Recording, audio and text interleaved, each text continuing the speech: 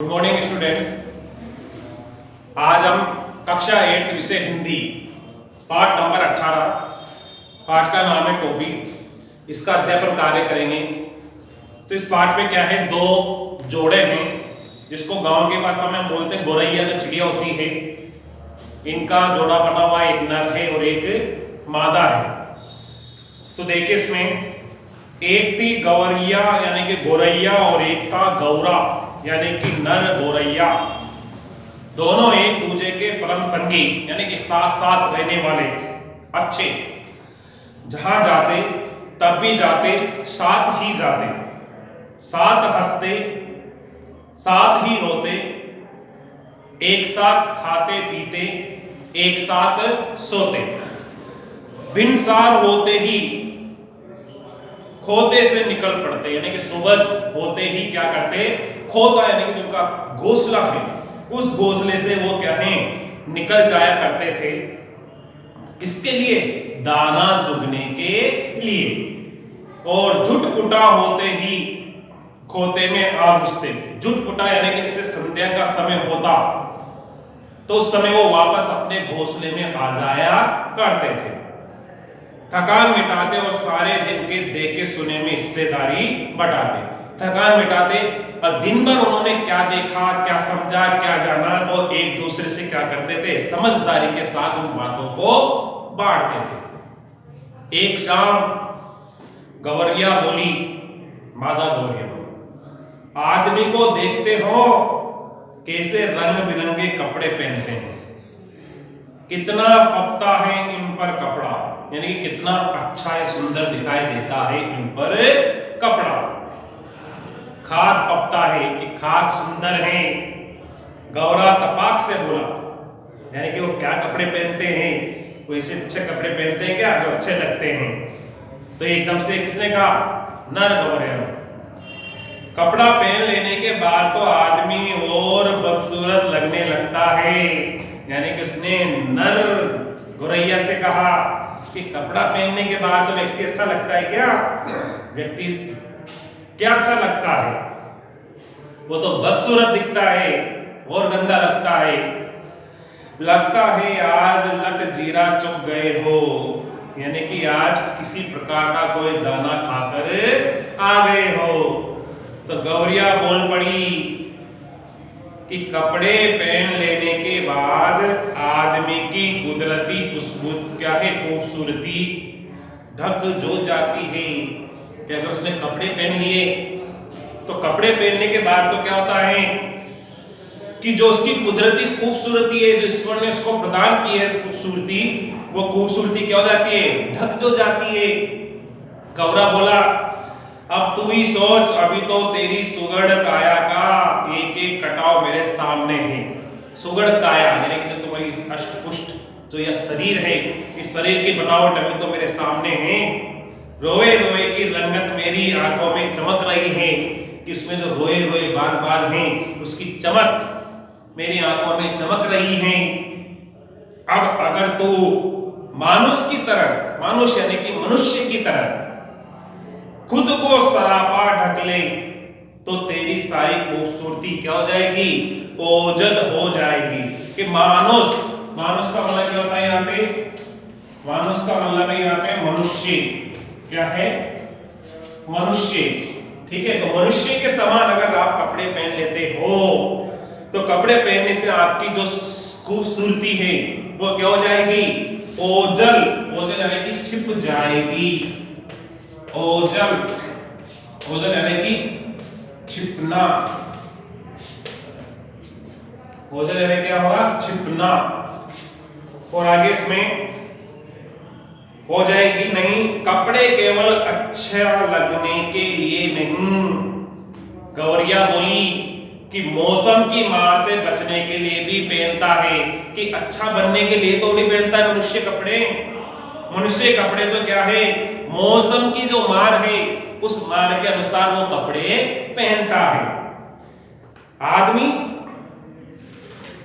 तू समझती नहीं, ये किसने कहा?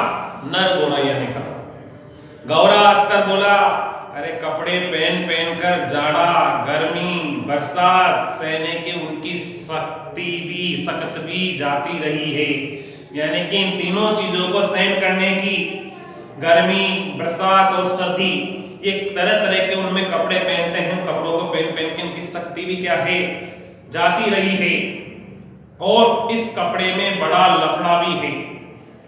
कपड़ा पहनते ही पहनने वाले की औकात का पता चल जाती है कि जो कपड़े पहनते हैं उनकी जो असलियत है वो क्या हो जाती है, सामने आ जाती है, मालूम पड़ जाती है कि भाई जो आदमी कपड़ा पहनता है, किस जो पहनते हैं उसकी औकात का मालूम पड़ जाता है। ये किसने कहा? ये गौरा कह रहा है। किससे? गवरिया से।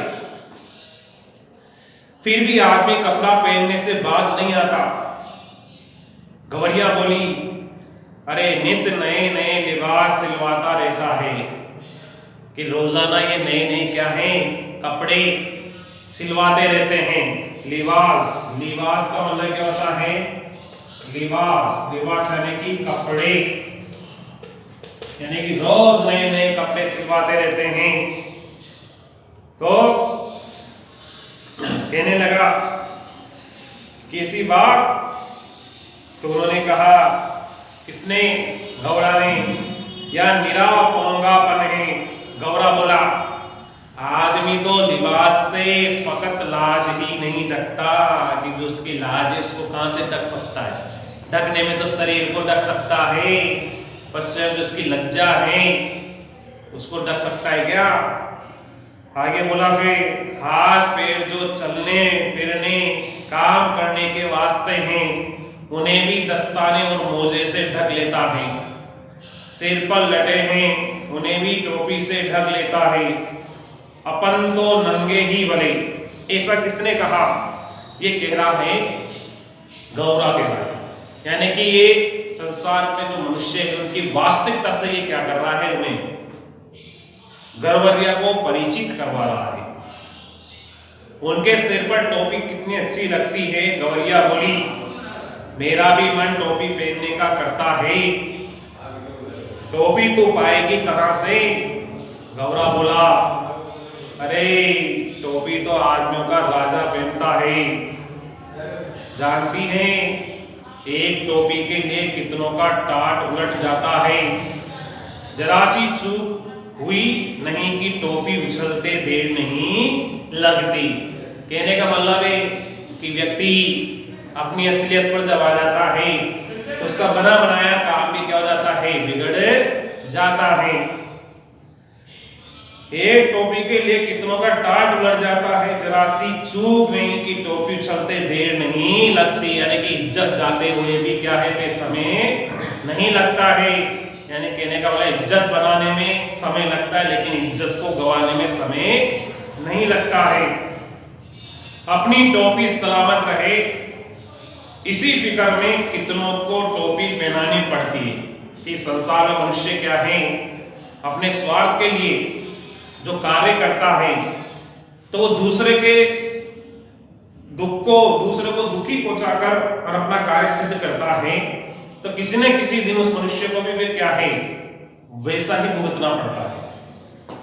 मेरी मान तू इस चक्कर में पड़ ही मत। गौरा था तनिक समझदार, इसलिए सक्की, जबकि गवरिया थी जिद्दी और धुनकी पक्की। ठान लिया सो ठान लिया, यानी कि जो मन में सोच लिया वो सोच लिया है, उसको ही जीवन का लक्ष्य मान लिया। कहा गया है जहां चाहा वहीं रहा, कि जहां चाहे इच्छा है वही हमारी क्या है, रहा, यानी कि रास्ता है। मालूम के मुताबिक अगले दिन दोनों भूरे पर चुगने निकले।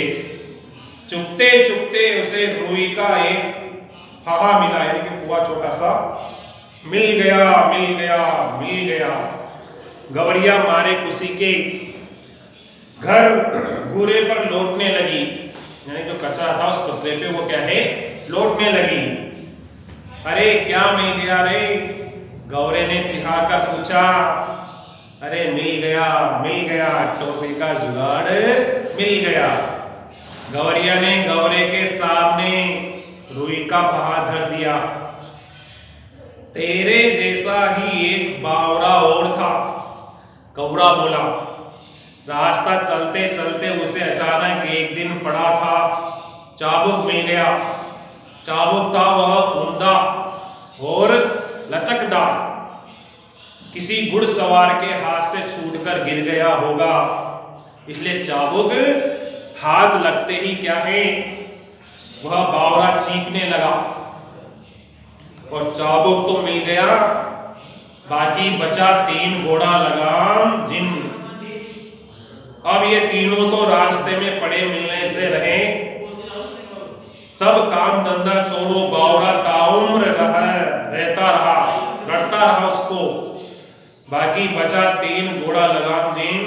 गौरा उसे समझाते हुए बोला, इस रुई के पाए से लेकर टोपी तक का सफर तुझे कुछ अता पता है क्या?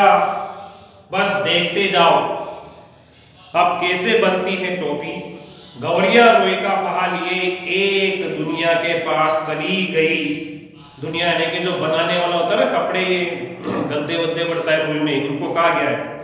और बड़े मनोहार से बोली, दुनिया भैया इस रुई के फाहे को भुन दो। तो आज के लिए पैराग्राफ अपना यहाँ संपन्न करते हैं। कल अगले सेकंड पैराग्राफ से हम आपको अध्यापन कार्य प्रारंभ करेंगे। तो आज के लिए धन्यवाद।